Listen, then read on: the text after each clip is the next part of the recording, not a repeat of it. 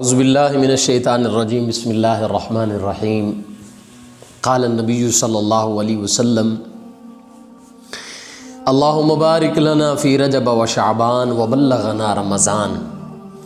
رجب المرجب کے مہینے میں میرے نبی صلی اللہ علیہ وسلم دعا فرمایا کرتے تھے کہ یا اللہ میرے رجب میں شعبان میں برکت عطا فرما اور رمضان تک زندگی عطا فرما۔ اور یہ کیوں کرتے تھے؟ کیونکہ میرے نبی صلی اللہ علیہ وسلم کو اللہ رب العزت نے قرآن پاک میں ایک آیت کے ذریعے سے آگاہ فرمایا تھا کہ لیلۃ القدر خیر من الف شہر، اے محبوب رمضان المبارک کے مہینے کے اندر ہم نے ایک ایسی رات رکھی ہے جو 1000 مہینوں سے بہتر ہے۔ تو حضور اس رات کو پانے کے لیے رجب کے آتے ہی دعائیں فرمایا کرتے تھے۔ اور ایک اور حدیث ہے میرے نبی کی، فرمایا رجب میرا مہینہ، شعبان اللہ کا اور رمضان میری امت کا مہینہ ہے۔ اللہ کمیاں کوتاہیاں معاف فرمائے۔ کیوں؟ اس لیے کہ رمضان کے اندر حضور فرمایا کرتے تھے کہ یہ مومن کا سیزن ہے، مومن اس کے اندر نیکیاں کماتا ہے۔ اور اس رمضان کے آنے سے پہلے اللہ رب العزت نے اس امت کو اتنی عظیم رات عطا فرمائی ہے، اتنی عظیم برکتوں والی رات عطا فرمائی ہے، اور وہ رات نصف شعبان یعنی 15ویں شعبان جسے شب برات کہتے ہیں۔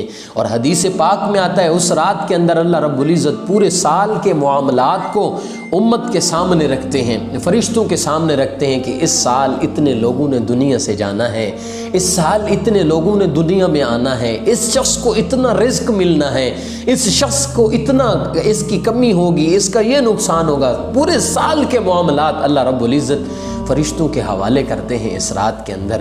اور وہ رات اگلی بدھ کو آ رہی ہے، اور اس رات میں اللہ رب العزت کے پیارے حبیب صلی اللہ علیہ وسلم نے ارشاد فرمایا، امی عائشہ صدیقہ سے روایت ہے، فرمایا ایک رات میں اٹھی تو حضور نہیں تھے، میں حضور کو ڈھونڈنے کے لیے باہر نکلی تو میں جنت البقیع میں گئی تو حضور سجدہ ریز تھے، اور حضور ہاتھ اٹھا کر کے سجدے کے بعد دعائیں کر رہے تھے۔ حضور نے مجھے دیکھا تو حضور نے فرمایا، عائشہ کیا آپ نے یہ سمجھا کہ حضور مجھے چھوڑ کے کسی اور اہلیہ کے گھر چلے گئے ہیں؟ تو فرمایا ہوا حضور مجھے یہی ڈر ہوا۔ تو حضور نے فرمایا عائشہ میں نا انصافیاں کرنے والا نہیں ہوں، میں انصاف کرنے والا ہوں۔ تو فرمایا عائشہ آپ کو پتہ ہے نصف شعبان کی وہ رات ہے کہ جس میں اللہ رب العزت رات کے ہوتے ہی آسمان دنیا پہ آ کر کے اعلان فرماتے ہیں، ہے کوئی مجھ سے اپنے رزق کی برکت مانگنے والا، اپنی پریشانیوں کو دور کروانے والا، اپنے معاملات کو درست کروانے والا، اپنے کاموں کو ٹھیک کروانے والا، ہے کوئی ایسا انسان کہ جس کے معاملات کو میں ٹھیک کروں، جس کی پریشانیوں کو میں ٹھیک کروں، جس کے تمام دکھ درد دور کروں، اس کے رزق کی کثرت اس کو عطا فرماؤں؟ اللہ رب العزت رات ہوتے ہی پوری رات یہ اعلان کرتے رہتے ہیں۔ اور فرمایا عائشہ اس رات میں میرا رب میری امت کے اتنے لوگوں کی بخشش فرماتے ہیں جتنی قبیلہ بنو قلب کے بکریوں کے بال ہیں، اور وہ رات آنے والی ہے، اور اتنی برکتوں والی رات کہ جس رات میں اللہ رب العزت ساروں کے گناہ معاف فرما دیتے ہیں۔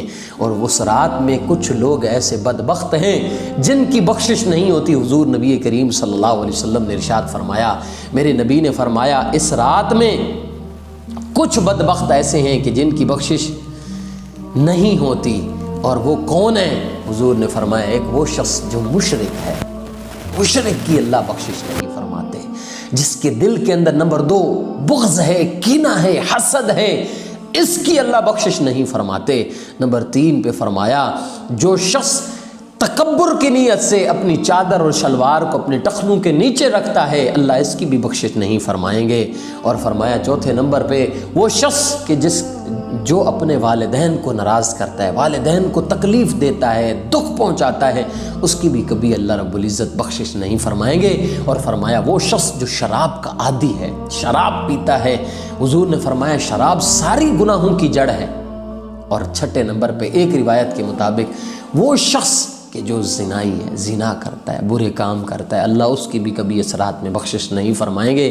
تو یہ رات آنے والی ہے، اس رات سے پہلے ہمیں اپنے گناہوں کی معافی مانگ لینی چاہیے۔ اس رات میں اللہ کے سامنے کھڑے ہو کر کے صلاۃ و تسبیح پڑھنی چاہیے، نوافل پڑھنے چاہیے، قرآن کی تلاوت کرنی چاہیے، اللہ سے رو رو کے گڑ گڑا کے اپنے گناہوں کی معافی مانگنی چاہیے، اور دعا کرنی چاہیے، یا اللہ جو رمضان کا مہینہ آ رہا ہے چند دنوں کے بعد، اس تک مجھے زندگی عطا فرما۔ اور حضور نبی کریم صلی اللہ علیہ وسلم کے اعمال سے یہ ثابت ہے، حضرت عائشہ صدیقہ فرماتی ہیں حضور رمضان کے علاوہ سب سے زیادہ جس مہینے میں روزے رکھتے تھے وہ شعبان کا مہینہ ہے، تاکہ حضور تیار ہو جاتے تھے، تاکہ رمضان کو اچھے طریقے سے گزارا جائے۔ اللہ رب العزت ہمیں شعبان کی اس مہینے کی قدر اور رمضان تک اللہ ہمیں زندگی عطا فرمائے، آمین۔